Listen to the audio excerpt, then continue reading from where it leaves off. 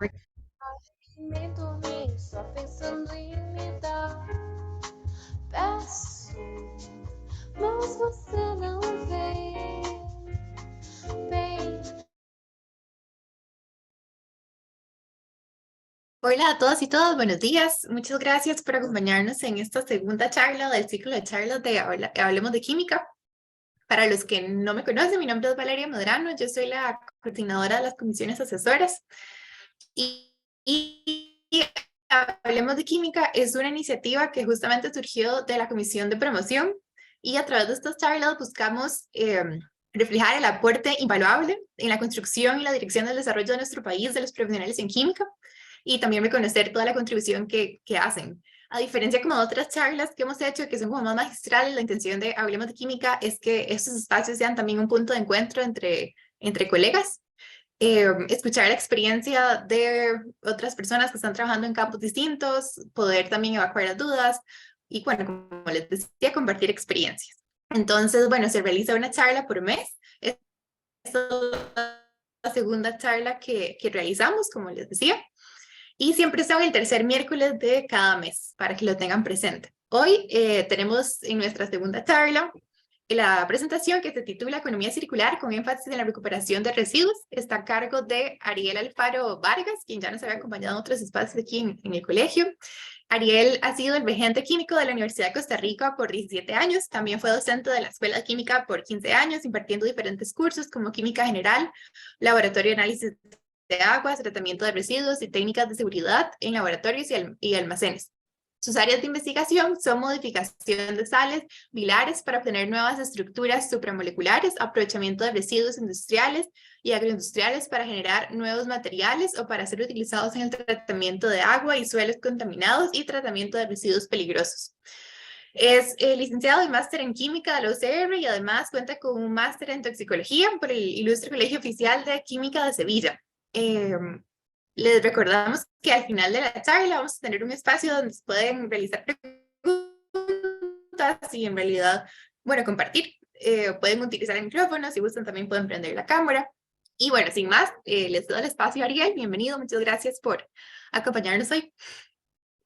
Buenos días a todos y a todas. Más bien, muchas gracias a ustedes por invitarme. Aquí estamos para apoyarlos en todo lo que podamos. Voy a compartir.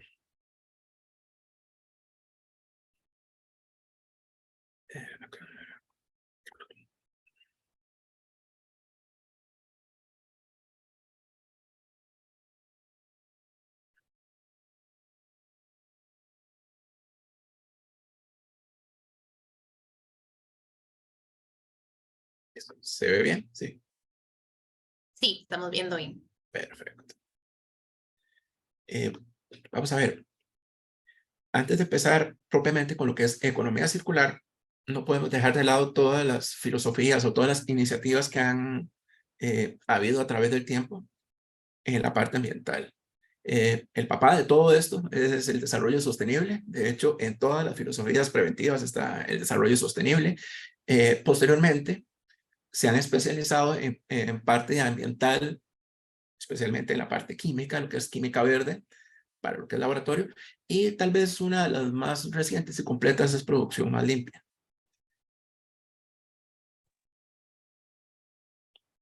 Bueno, aquí están algunas de las tantas iniciativas de prevención. Son preventivas porque la mayoría de ellas están tratando de no producir contaminación, no tener problemas ambientales antes de que surjan.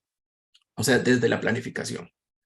El desarrollo sostenible nació en 1983, es el más antiguo, la más antigua de todas las filosofías, y se hizo una asamblea general.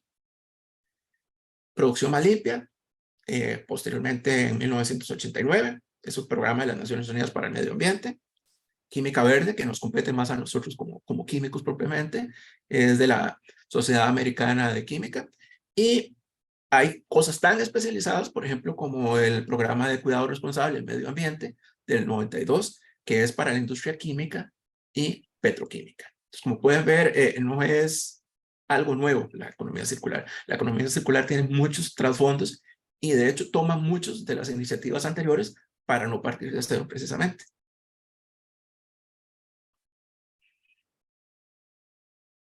¿Por qué estamos hablando de sistemas preventivos o filosofías preventivas? Bueno, el primero por el cambio climático, que como todos vemos ahora, en marzo está lloviendo aguaceros como si fuera octubre, nada normal. Días que hacen sol, días que hace lluvia, a la mañana mucho calor, en la tarde noche mucho frío. O sea, el cambio climático es real, es algo tangible a estas alturas. Nosotros, como tal, somos la segunda industria más consumidora de petróleo en el sentido de transporte, en el sentido de derivados de productos químicos. No es que hay un árbol que da benceno, todos estos productos químicos vienen derivados del petróleo. Entonces, todo el problema de que se termine el petróleo no es que nos vamos a quedar sin automóviles, es que todos los plásticos, todos los derivados de productos orgánicos, todo eso viene indirectamente del petróleo.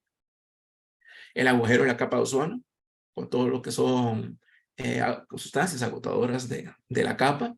De hecho, aquí hay mucho y hay inclusive varios convenios internacionales enfocados a lo que es la protección, pérdida de biodiversidad, afectación a todos los sistemas, inclusive en la parte, a la gente se le olvida que los medicamentos también al final son productos químicos.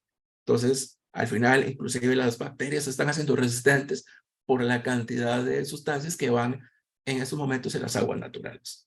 Accidentes mayores, ya todos conocemos los casos de Seveso, Toulouse, hay varios grandes eventos debido a productos químicos. El más reciente fue el accidente de trenes que hubo en Estados Unidos, el cual fue bastante grave la afectación. Y por supuesto, no solo los eventos mayores, sino también los eventos pequeños que podemos tener nosotros a nivel de nuestra industria o de nuestro laboratorio. Contaminación de aguas, y aquí básicamente en las aguas hay de todo.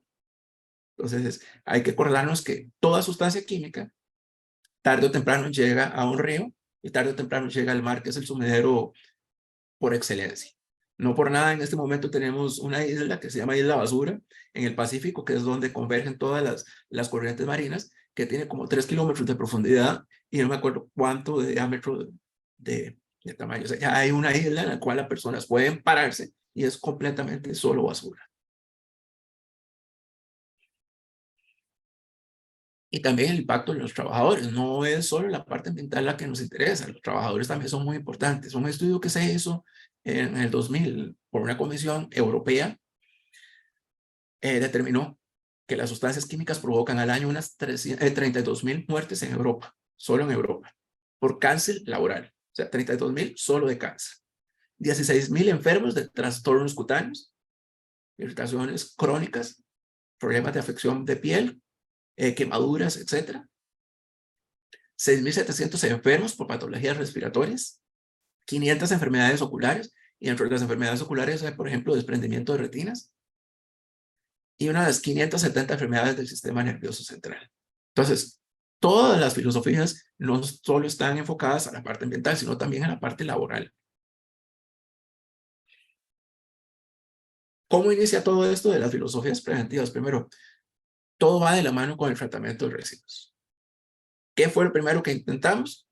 De ahí, agarramos el ácido, lo echamos en la pila, abrimos la pila, el grifo, y bote agua hasta que creemos que ya fue neutralizado. Entonces, todo llegó porque ya no hay lugares para, o grandes lugares para poner basura. Ya no hay cómo los sistemas marinos soporten tanto contaminante. Entonces, empezamos a ver que había que hacer legislación y las legislaciones pusieron fin a esto. Después de esto, ¿qué es eso? Tratamientos directamente en la fuente de salida. Entonces, no habían sistemas preventivos para evitar que se producieran. Simplemente una vez que se producen, ya ahí los tratamos. ¿Cuál es el problema con esto? Otra vez, costos económicos, fuga de divisas, mala imagen de la misma compañía. Si tiene gran cantidad de residuos, como que vemos como ineficiencia en el proceso. Entonces tuvimos que pasar muchos años para llegar a la genialidad, ¿no? Que desde el principio era lo lógico. La mejor forma de tratar los residuos es que no estén, o sea, no generarlos. Entonces todo lo que es sistemas filosóficos e inclusive de investigación en este momento van enfocados a lo que es evitar producir residuos. Y hay que tomar en cuenta que entre más peligroso es un residuo, por lo general, el tratamiento es más costoso. Entonces, hay que tomar en cuenta eso desde el mismo diseño del producto. Como les decía, ¿por qué tratar los residuos? Bueno, es un indicador de ineficiencia productiva. Si nosotros producimos una gran cantidad de residuos, implica que o estamos haciendo algo mal, o no estamos haciendo mejoras continuas, o hay algo que no está funcionando. Nos genera ahorro, porque tenemos que meter menos materia prima para una vez que se optimice el proceso. Beneficios económicos, por supuesto. Beneficios a la salud y al ambiente. Y tal vez el concepto más importante es este que señalé aquí abajo. Abandonar completamente el concepto de basura. Basura lo asociamos con algo que hay que botar, algo que no sirve. Se está sustituyendo en todo lo que es filosofías ambientales el término basura por residuo. El residuo es algo que le podemos sacar ganancia, algo que podemos recuperar. Basura es lo último que termina en el proceso y es lo que tenemos que desechar completamente. Entonces hay que cambiar ese chip de basura por algo que nos va a servir. Materia prima en potencia. Y por supuesto que todo lo que es reciclaje y demás nos da un ahorro importante. Vean, aquí les pongo dos ejemplos rápidos. Producir una tonelada de acero reciclado ahorra la energía equivalente a 3.6 barriles de petróleo y 1.5 toneladas del mineral de hierro, comparado con la producción de acero nuevo. Entonces, eso es lo que hay que vender en la parte industrial, porque si nosotros llegamos con una filosofía ambiental, lo toman como algo que está fuera del alcance de ellos, que no van a tener ahorro, que no van a tener ganancias. Entonces hay que llegar precisamente con números similares a esto para que tenga buen visto en la parte industrial. Producir papel usando un proceso libre de cloro utiliza entre 25 y 20% menos de agua que los procesos que usan cloro para blanquear el papel. Entonces también no es solo la parte económica, sino también un ahorro en la parte de conceptos básicos. Ciclo de vida. Todas las filosofías casi tienen el ciclo de vida presente. El ciclo de vida se toma como una filosofía preventiva. Entonces, tal vez este es una de las herramientas más poderosas que tomó la economía circular y lo hace una de su columna vertebral, lo que es precisamente el ciclo de vida, que la mayoría ya lo conoce, son 5 etapas. Antes de la manufactura, por ejemplo, si vamos a producir un lapicero, el lapicero lleva alcohol, etanol, para diluir la tinta, o el ciclo de vida se mete, inclusive, cómo se está produciendo la caña, en el caso de Costa Rica, para sacar el alcohol. ¿Qué transporte se está haciendo? ¿Cómo se está cortando? ¿Cómo se está procesando? O sea, la etapa de planificación de la premanufactura tiene que ver con todo lo que es la extracción propiamente. La manufactura en la fábrica, el envío del producto, entonces las flotas o los vehículos que están haciendo transporte, o vía ferrocarril o vía marítima, también tienen que ser tomados en el estudio de ciclo de vida. El uso que le va a dar y por último, ¿dónde va a dar? El fin de la vida útil del producto. Esta es tal vez la parte más complicada porque una vez que sale el producto de la industria, es un poco difícil saber qué va a hacer el usuario con el producto, si lo va a botar en el basurero, si lo va a botar en la calle. Entonces, esta parte es complicada y necesita muchas alianzas para llevarse a cabo.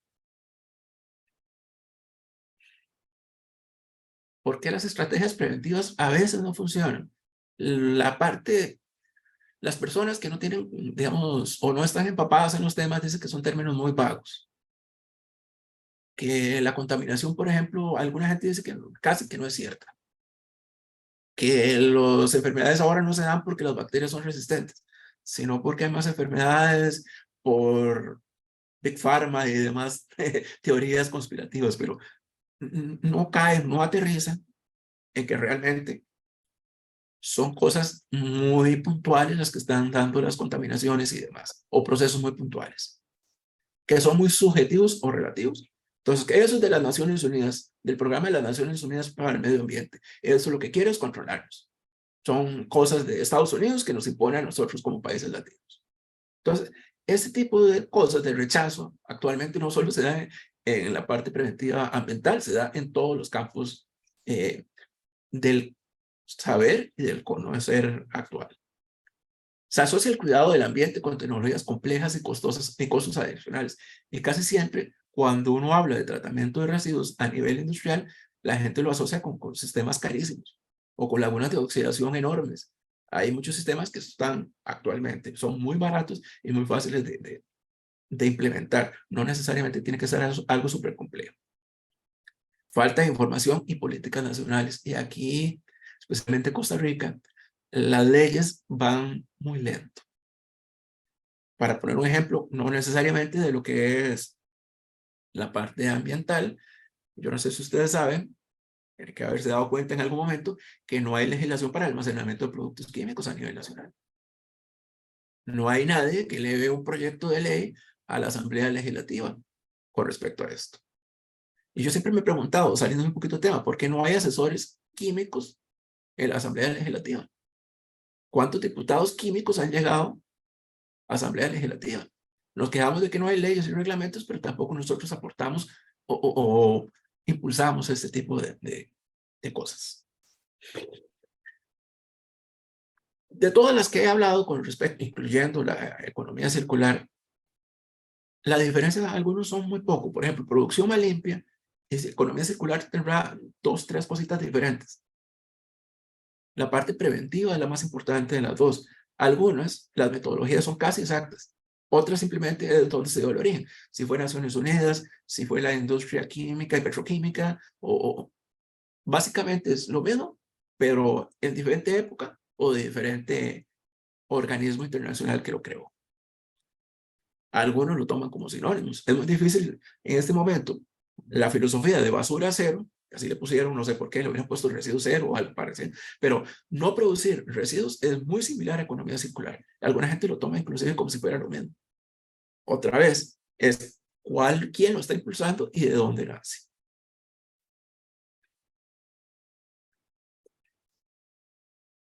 Hablar de economía circular en este momento preciso de la historia es poco complicado, porque se está en desarrollo. Europa lo tiene hace varios años. América está empezando. Habrán 2 países que lo están implementando, pero no es todavía una filosofía mundial. Inclusive ahora que lo estuve buscando, hay más de 114 definiciones de economía circular. Entonces, la Unión Europea tiene su definición, Estados Unidos tiene su definición. O sea, cuesta mucho englobar o decir exactamente qué es economía circular en este momento. Eso sí, hay cosas que debe de haber en general. Tiene que haber una dimensión ambiental, porque no sería una filosofía preventiva en la parte. Mete la dimensión social y también mete, por supuesto, la parte económica que no podemos jamás quedar de lado. Y la parte económica está a veces contrapuesta con la parte ambiental. Y la parte ambiental se convierte en una moda en esta época, porque ahora todo es limpio, todo es verde, todo es amigable con el ambiente. Y eso me tocó ver algo horroroso hace poco, que decía cloro orgánico. Y yo, oye, ¿cloro orgánico qué será? Y así venía la etiqueta del producto, y lo vende como un producto verde. Entonces, hay una cierta ignorancia y hay una moda, un boom por todo lo que es verde. Y muchas veces ni siquiera ellos mismos saben el concepto. Y como les dije, digamos, la columna vertebral de la economía circular sigue siendo el ciclo de vida. No me gusta poner diapositivas tan cargadas, pero es la única manera, era una de las tantas, para que vean, de las tantas definiciones que hay. Este lo dio al Foro Económico Mundial.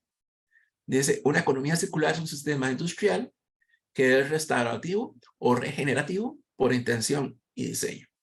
No solo se queda en la intención, en el papel, también tiene que estar en el diseño. Sustituye el concepto de fin de vida por el de restauración. O sea, ya no estamos pensando en cómo desechar el producto, sino cómo restaurarlo. Y tal vez esta es la parte más novedosa de la filosofía. Se desplaza hacia el uso de energías renovables o sustituir energías.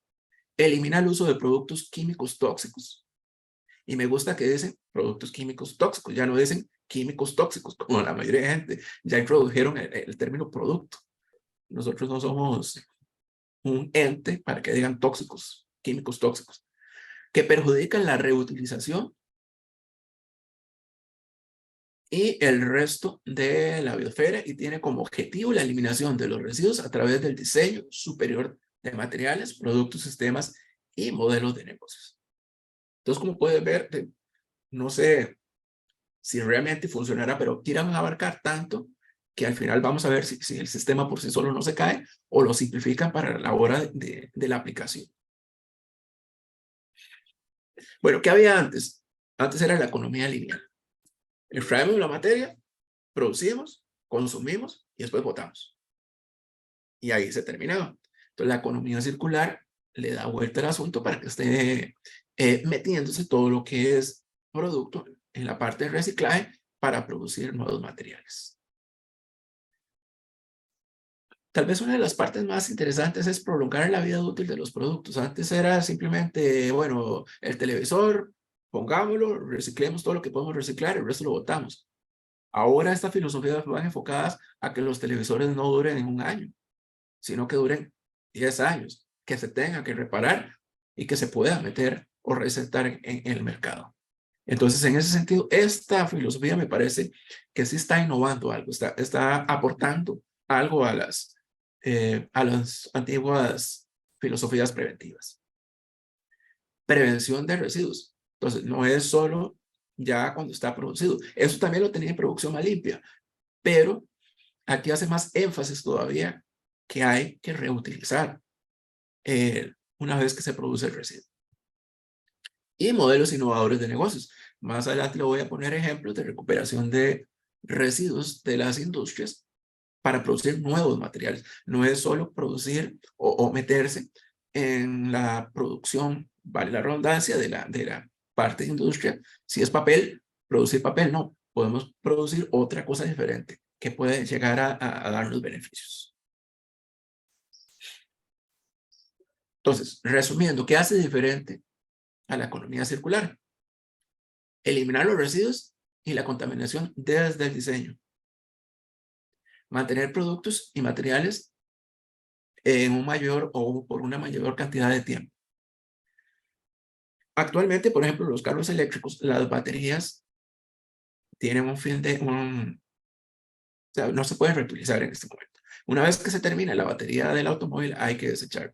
Y son tan caras y es tan complicado el asunto, casi que hay que comprar un carro nuevo antes de cambiarle batería. Aparte de esas baterías, hay investigación para ver si se puede agrandar, si se puede reactivar la batería, pero actualmente casi a nivel mundial lo único que se hace es que se desecha y al desecharlo hay que desechar todo el automóvil. Entonces, no sé qué sale peor, si usar automóviles de combustible o híbridos en lugar de tipos de transportes completamente eléctricos. Y tal vez otra cosa que ninguna de las anteriores toma en cuenta es regenerar los sistemas naturales. Si contaminamos, hay que regenerar. Si hacemos productos a base de papel, entonces ver cómo reforestamos los bosques donde estamos extrayendo la madera.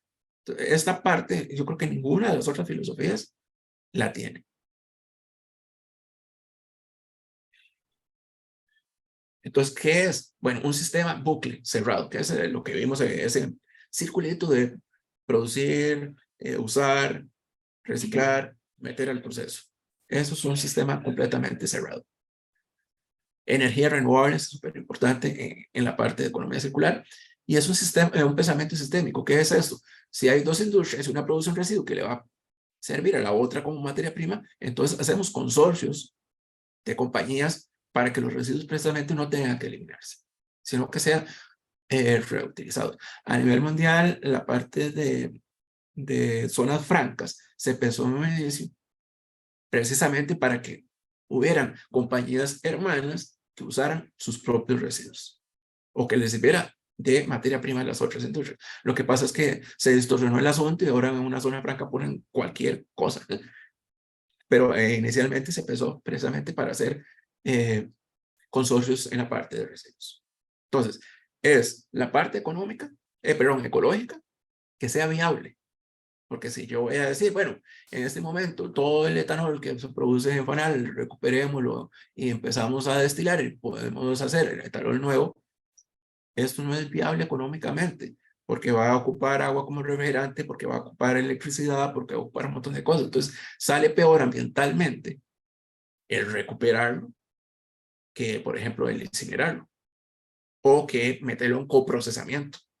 Entonces, muchas veces no es reciclar o no es la parte ambiental primero, también hay que ver el trasfondo económicamente y ambientalmente, que es peor. Que sea sostenible a través del tiempo y que tenga una legislación que lo soporte. Por supuesto, la parte económica, la parte de consorcio y la parte social. Los trabajadores también son tomados en cuenta en todo lo que es desarrollo sostenible, porque un trabajador que está triste, deprimido, no produce igual que alguien que esté a gusto con su trabajo. Entonces, todo esto engloba lo que es la economía circular. Y hablando de esto que es ecológico, es que, otra vez, actualmente todo lo que es verde es bien visto y no necesariamente. Un ejemplo que yo ponía en algunas de las charlas era, bueno, está bien, quitemos todos los automóviles que son los responsables de las emisiones de efecto invernadero, lo que es el CO2, y sustituyámoslo por caballos. Volvamos a la edad de caballos. Pero, ¿qué van a comer esos caballos? ¿Dónde vamos a hacer las plantaciones? ¿Qué pasa con el metano que se produce de las heces de los caballos? ¿Qué pasa con los vectores y las enfermedades? Entonces, no es simplemente meter a fuerza una filosofía, hay que ver todo el trasfondo de la filosofía, a ver si realmente es sostenible a través del tiempo. Beneficios, bueno, valorización de residuos y disminución de costos, impulsa simbiosis industriales, pensamiento sistémico, o sea, global, posibles certificaciones de ISO en economía circular, transformación a una industria más sustentable y estrategias industriales ante el cambio climático. Y como vimos, ante el cambio climático también implica la restauración del sistema.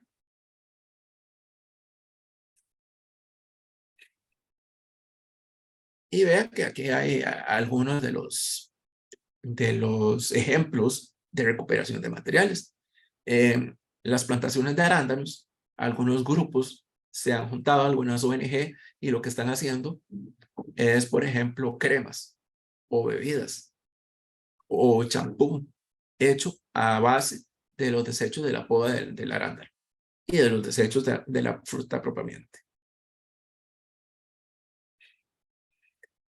Este otro está hecho de biomateriales. Entonces, ¿cómo podemos sustituir los empaques de vino? Entonces, lo que hicieron fue, bueno, quitemos las cajas de plástico, quitemos todo esto y hagámoslo de biomateriales, de fibra. Por ejemplo, la caña de azúcar es muy fibrosa, se puede compactar y hacer estos dispositivos para transporte en lugar de meter plásticos. Otra vez, esto es muy bonito ambientalmente, visualmente, perdón, pero la fibra, ¿cuánto dura en degradarse? ¿Y a dónde va?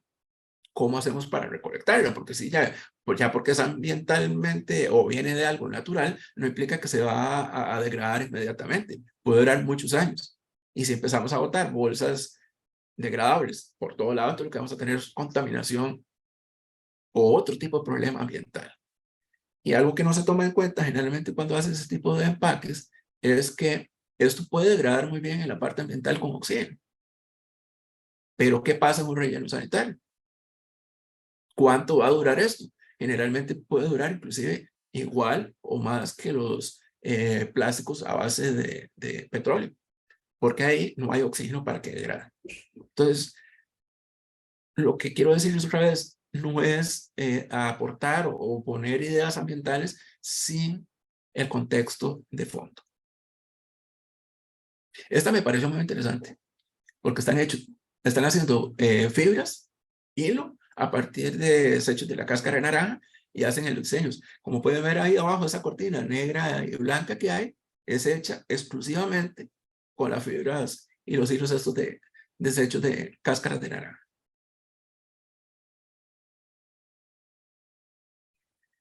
Y esto es una cooperativa me parece que era de Perú, en la cual están agarrando los desechos del cacao y hacen diferentes cosas.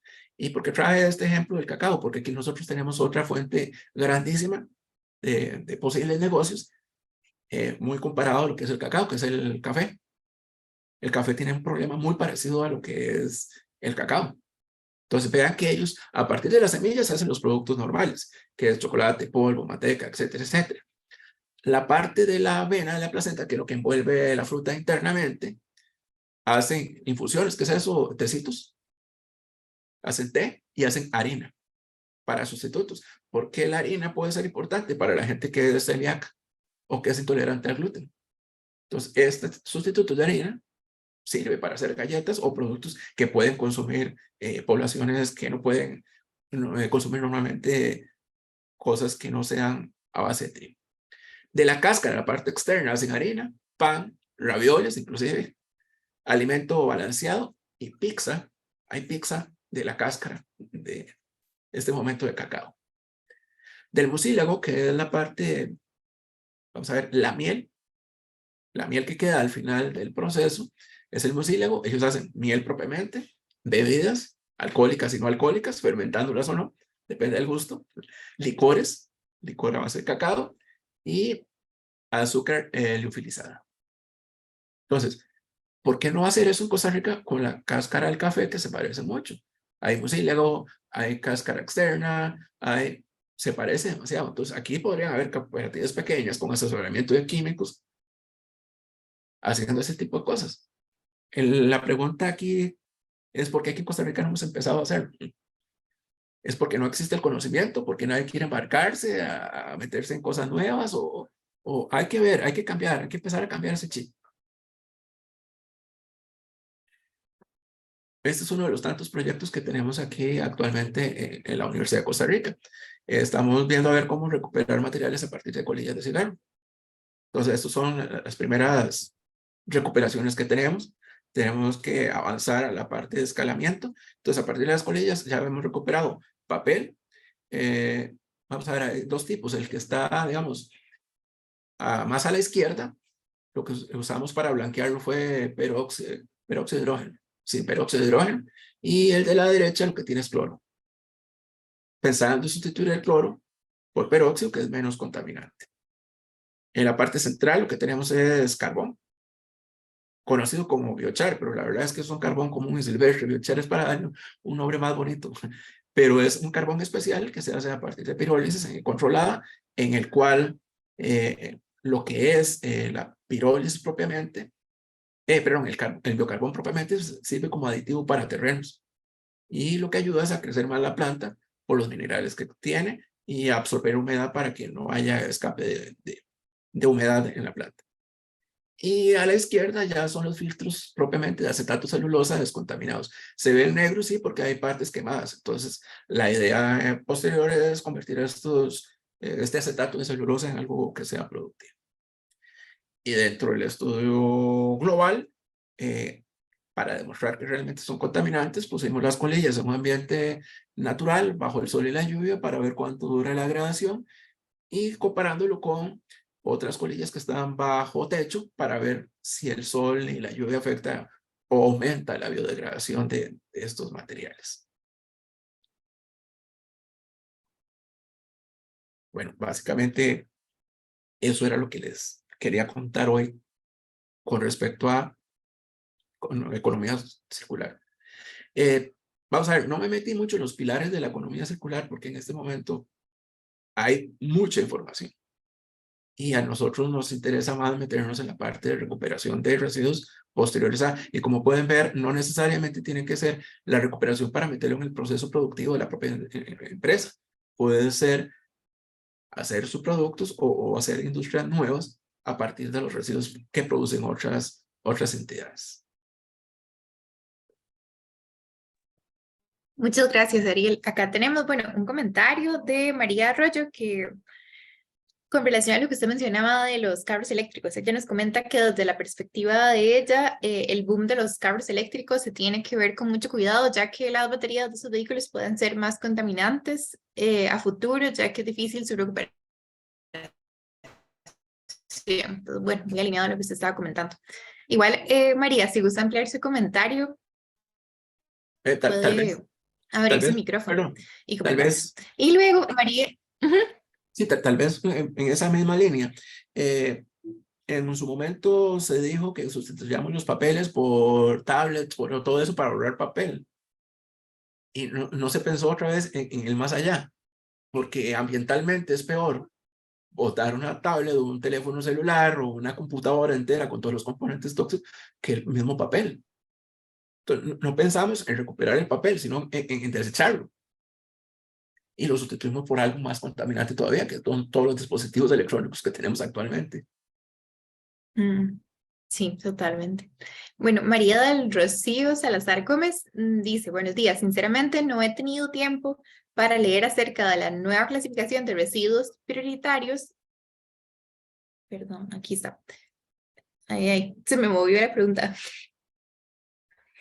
Ah, tiene que ver con lo de economía circular, pregunta. No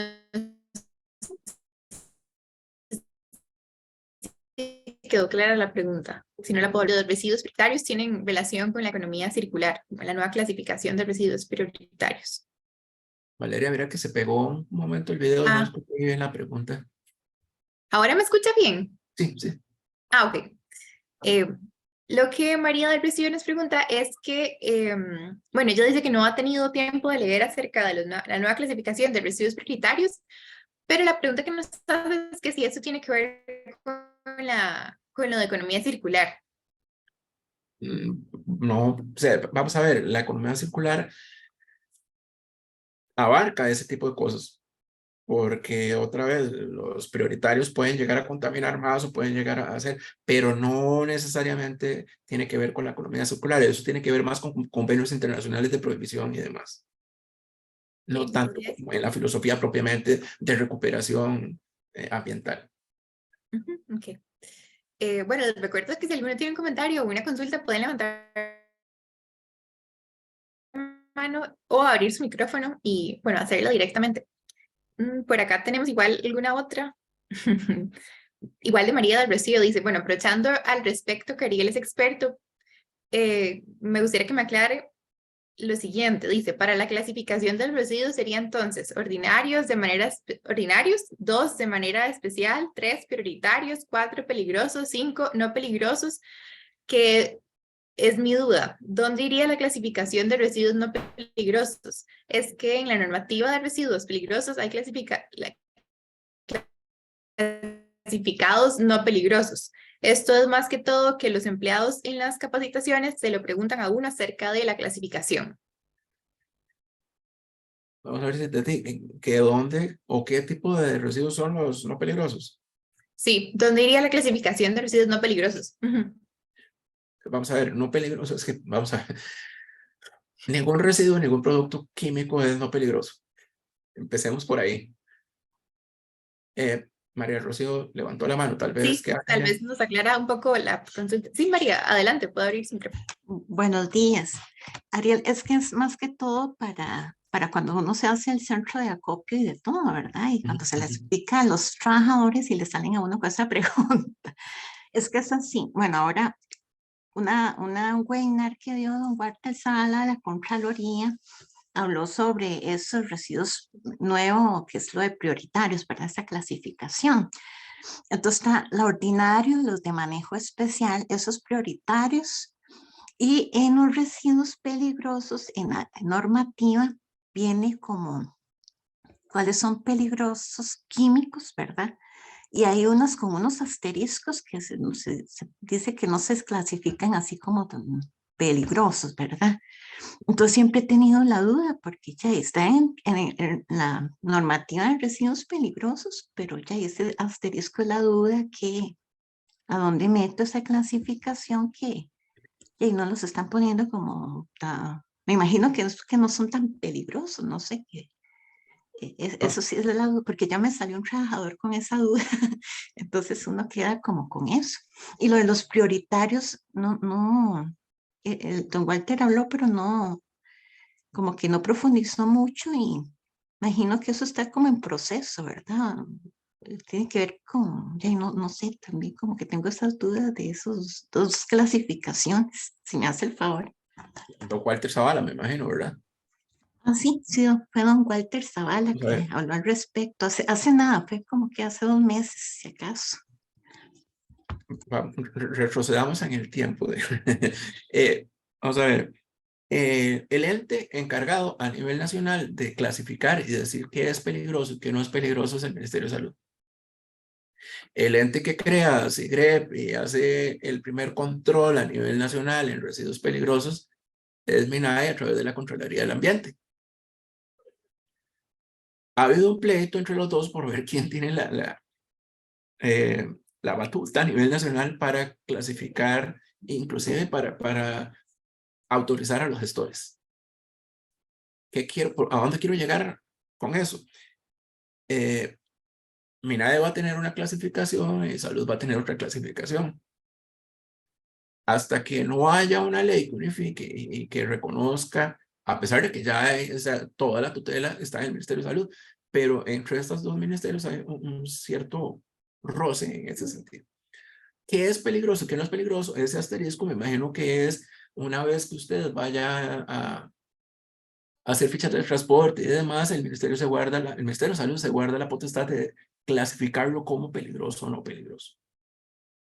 Habría que ver si ya sale en el reglamento su definición de peligrosidad, porque hay cosas, como decía, para mí todo es peligroso, cualquier residuo. De un papel, una hoja en la calle no es tanto, pero una tonelada en un río ya se convierte en algo peligroso. Entonces, a nivel internacional, el que dice esto es Basilea, y ellos sí tienen una lista de todo lo que es peligroso. Lo que no está en la lista simplemente no es peligroso. No sé si con eso la aclaré o la confundí más. Es que, Ariel, digamos, estoy como una zona franca, y hay que Ajá. hacerlo del centro de acopio y todo porque es nueva. Entonces uno dice, ya, sí, exactamente, el Ministerio de Salud dice una cosa, la Contraloría otra cosa, entonces en la clasificación, ya para rotular y de todo, y hasta para decirle a las empresas, es difícil, o sea, hay como ciertos vacíos ahí, ¿verdad? Y hasta se repiten en 2 clasificaciones, 2 residuos, ¿verdad? Entonces, es mejor guiarse uno en esa lista de Basilea y sí, porque para justificar hay como 2 divisiones, como dice usted. Y más bien, muchas gracias.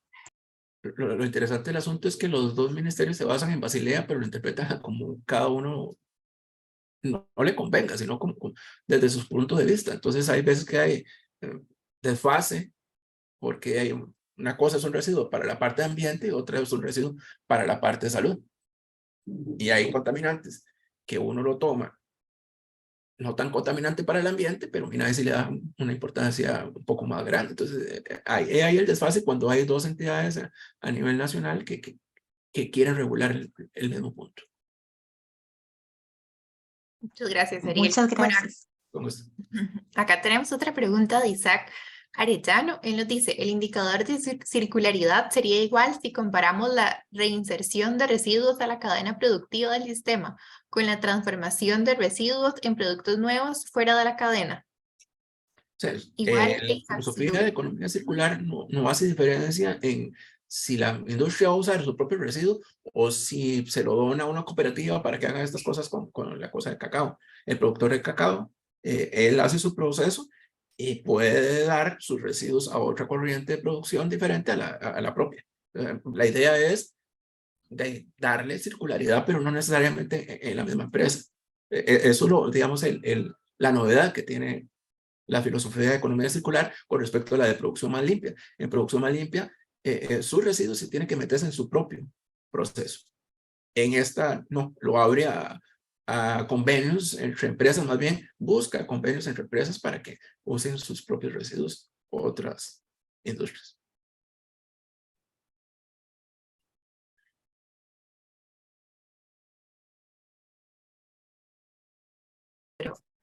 creo que ya me escuchan bien, ¿verdad? Sí, ahora sí. Okay. Gracias. Bueno, estas son las preguntas que teníamos. ¿Tiene algún comentario o alguna otra pregunta que le gustaría hacer? Más bien, les iba a decir, como en el caso, digamos, de consultas muy puntuales, como la de María Rocío, me lo pueden enviar a mi correo. O sea, yo les también puedo ahondar, porque tampoco, o sea, yo no sé todo de residuos y hay cosas que por supuesto se van a escapar. Entonces, si tuvieran alguna duda puntual, pues escríbeme a Ariel.alfaro, el correo de la U, @ucraccn. Y yo trataré en la medida de lo posible responderles con un poco más de criterio, un poco más de bases en las respuestas.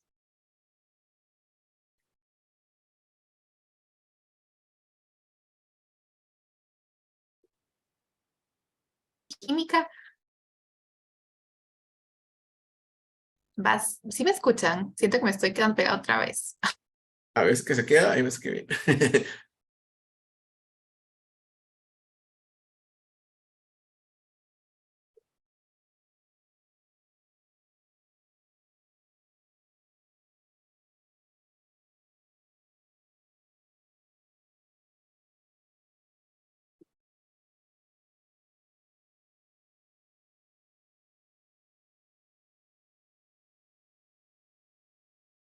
Se pegó. Valeria, ¿se pegó usted o me pegué yo?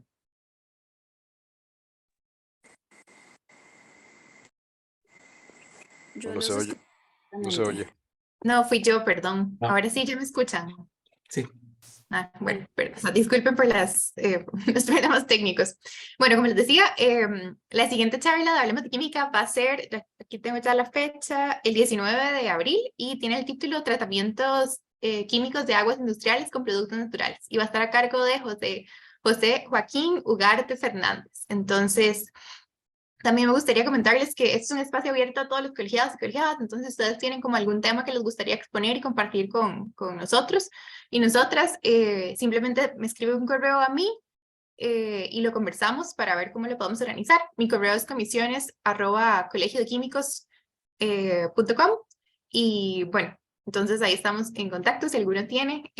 Un poco la idea de este espacio es esta, ¿verdad? Que sea de ustedes y que ustedes se apropien de él. Entonces, bueno, muchas gracias y que tengan un muy bonito día. Muchas gracias. Igualmente.